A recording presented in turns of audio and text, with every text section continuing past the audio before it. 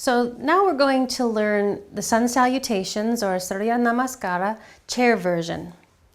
So take your chair, keep it on your mat. Now this is what I was talking about. If you have a slippery floor, when you push on that chair, the chair could slip away and you could fall flat on your face. So if you have a sticky yoga mat, or a sticky mat of any kind really, so when you push on the chair doesn't move, that's the best surface for you to be practicing on. So I make sure all 4 feet are on that sticky yoga mat. Now say I'm still a little nervous about pushing the chair away when I step back, then you could always take your yoga mat and your chair and put them right against a wall. And that chair would be right against the wall, and then there would be no chance of the chair slipping whatsoever. So Surya Namaskara or Sun Salutations is a series of postures put together to make a nice gentle flow.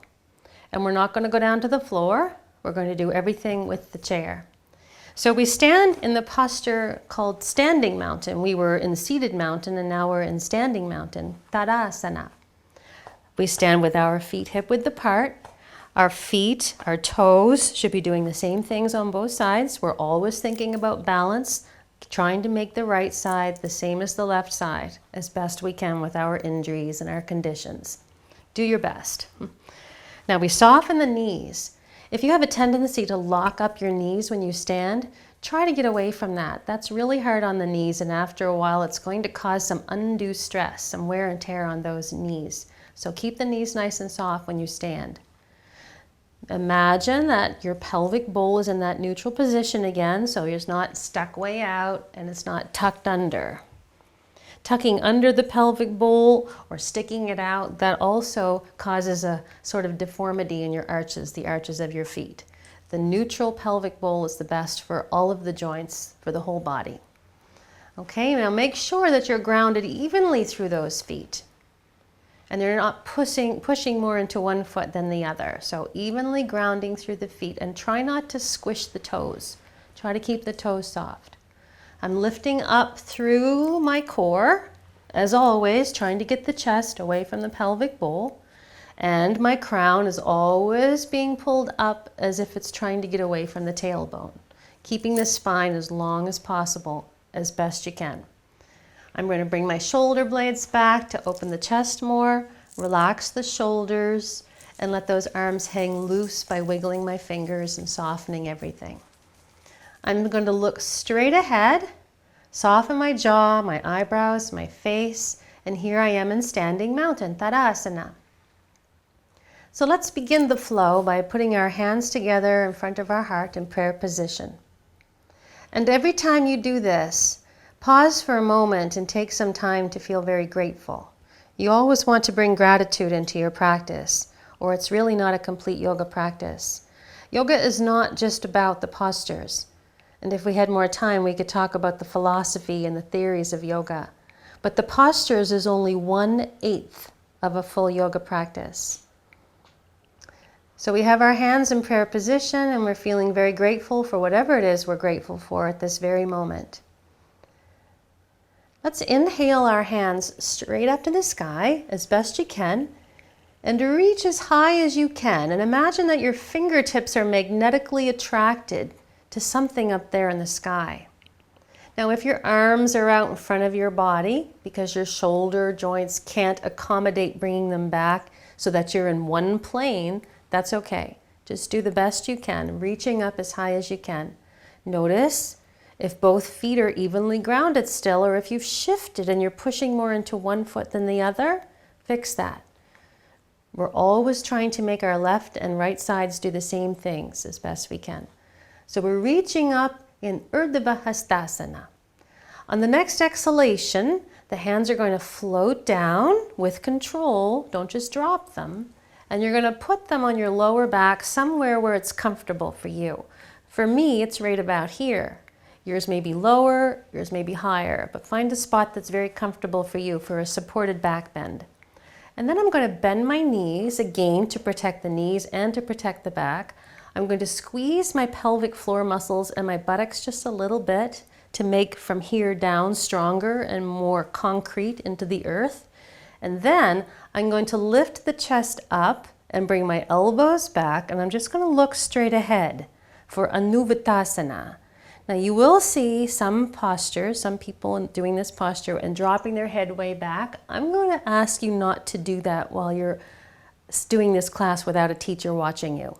Okay, the safest way is just to look straight ahead, push the pelvic bowl forward as best you can, bring your elbows back as best you can, lift the sternum bone, the chest bone, as best you can, and see if you can smile and breathe evenly while you're doing Anuvattasana. On the next exhalation, you're going to let go of that, put your hands on the chair, and step back and try to make a 90-degree angle with your body as best you can. So I'm going to bring my head down and see if I can put it in line with my arms. And if I'm up here, I can't get my head down. It doesn't really matter. You're doing your best. See how far you can get down with your head in line with your arms. My arms are straight. I'm not going to bend them. I'm going to have them as straight as I can. I'm going to bend my knees so it's easier on my hamstrings and my back. And I'm pushing those sits bones back away from the chair as best I can to make my spine as long as possible and to make my arms as long as possible. I'm pushing my chest towards the floor to flatten my back as best I can. This is called downward facing dog, chair version. On the next inhalation, I'm going to keep my feet where they are, and I'm going to bring my body forward. My pelvic bowl comes forward. I'm going to bend my elbows and see if I can keep my heels as close to the ground as possible with a flat body. So all I did was bring my pelvic bowl forward a bit. This is plank or Chaturanga Dandasana. Now, if you can't bring your pelvic bowl completely forward and keep the heels on the ground, the heels come up, that's all right. Do the best you can. If you're up like this, just push your heels back as far as you can so that you're feeling a good stretch through the calves and the Achilles tendons. Make sure you're breathing slowly and deeply the whole time. And on the next exhale, back to downward facing dog with long straight arms, bend the knees, push the sits bones back evenly, press your chest towards the floor to flatten the back, and see if you can get your ears and your head in line with your arms. You're smiling, you're breathing, and you're grateful. On the next inhale, the right leg will come forward to the right leg of the chair. You'll bend the right knee and then probably turn that back left foot out a bit to accommodate this back knee. You don't want the knee to twist ever. So put that back foot wherever you need to place it so the back knee doesn't feel like it's twisting. You bend the right knee and you make sure that those feet are still at least hip-width apart, maybe wider. The right foot by the right leg of the chair and the left foot more to the left edge of your yoga mat. This will give you better balance if your feet are wider apart and one's not behind the other. Okay, so now you want to push evenly into those feet as best you can. And you're going to face straight ahead, and you can hold onto your chair. You don't have to let go. If you want to practice your balance, all you have to do is let go of the chair, and you can put your arms out to the sides, or you can put them on your hips, or you can put them in prayer pose, or you can put them to the sky, wherever you want to put your arms. It doesn't matter where they go. It matters that you're grounded evenly through both legs, that your chest is open, that you're breathing evenly, and that you're focusing only on your yoga. And this is Warrior 1. Virabhadrasana 1. On the next exhale, we'll come back to the chair, downward facing dog. Our feet are hip width apart at least. We bend the knees, we push the sits bones back evenly, we press the chest towards the floor to flatten the back and lengthen the arms. Our head is in line with our arms. We're breathing, we're smiling, we're grateful that we can move. And on the next inhalation, the left foot comes forward for Warrior 1, Virabhadrasana 1. We do the same thing, just like we did on the other side. We bend the left knee, keeping it close to the left leg of the chair or the left edge of the mat. And the right foot closer to the right side of the mat. We turn the right foot out to protect the right back knee. We ground evenly through both feet. Our body attempts to face forward as best it can. We hold onto the chair if we need it, and if we don't, we do exactly what we did on the other side. Wherever your arms went on the other side, that's what you're going to do on this side. Try to open the chest, try to relax the shoulders wherever the arms go, and stare at something. You'll find that your balance is better if you're staring at something. If your eyes are all over the place, that will throw off your balance and it will throw off your busy, busy mind as well. So breathing evenly, calmly in Virabhadrasana 1. And when you feel you're balanced, you'll exhale back to downward facing dog. Adho Mukha Svanasana. Feet hip width apart, bend the knees, long arms, long spine, press the chest to the floor, soften your face, and stay focused. On the next inhale, walk up to the chair. Exhale, drop the arms and stand. Inhale, up to the sky. Reach like you're spreading your wings and reaching for the beautiful sunshine. And on the exhale, bend the knees, hands come behind you. We're almost done. Put your hands where they were before or somewhere else if that wasn't so comfortable for supported back bend. Knees are bent, feet are grounded. Engage pelvic floor and buttocks a little bit. Then inhale, lift the chest up. Bring the elbows back just like you did the first time. Keep your head looking straight ahead and stretch the whole front of your body as best you can. Anuvattasana. On the next exhalation, come right back to prayer hands where it started. Taking a nice breath in through the nose and a sigh through the mouth. And that's 1/2 of a sun salutation.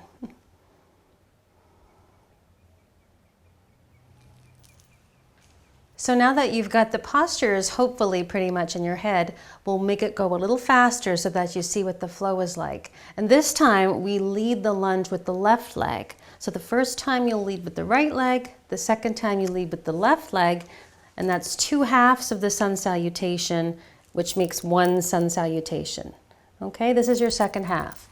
So we bring our hands into the prayer position and we'll repeat just what we did a little faster, leading the lunge with the left leg. Let's inhale up to the sky and reach in Urdhva Hastasana.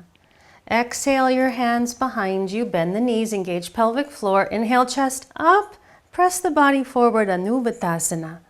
Exhale to the chair, step back. Make your 90-degree angle for downward dog, Adho Mukha Svanasana. On the next inhale, bring the pelvic bowl forward for plank, Chaturanga Dandasana. Push your heels back, breathe slow and deep. On the exhale, come back to downward facing dog, Adho Mukha Svanasana. On the inhale, the left leg will go forward first this time. There's the change. Turn the back right foot out a bit, ground evenly. The body is upright and proud. Stare and bring your hands into the favorite position for your warrior 1, Virabhadrasana. Make sure your breath is even, your mind is focused. On the next exhale, to the chair and back to downward facing dog, Adho Mukha Svanasana. Bending the knees, pushing the bum back and lengthening the spine. On the inhale, right foot forward for your lunge. Turn the back foot out. Ground evenly through both feet. Proud body. Breathing slowly and deeply. Your favorite arms for Virabhadrasana 1, Warrior 1. On the next exhalation, to the chair. Step back to downward facing dog. Adho Mukha Svanasana. Soft knees, evenly grounded feet. Push the sits bones back and press the chest to the floor to flatten the back. Breathe slow. On the next inhale, walk up to the chair. Exhale, drop the arms and stand. Inhale, reach up to Urdhva Hastasana. Exhale, hands come behind you. Bend the knees, engage your pelvic floor, and inhale the chest up, elbows back, looking straight ahead for Anuvattasana. And on the exhale, come back to prayer hands. That's your second half. You have just completed 1 full sun salutation.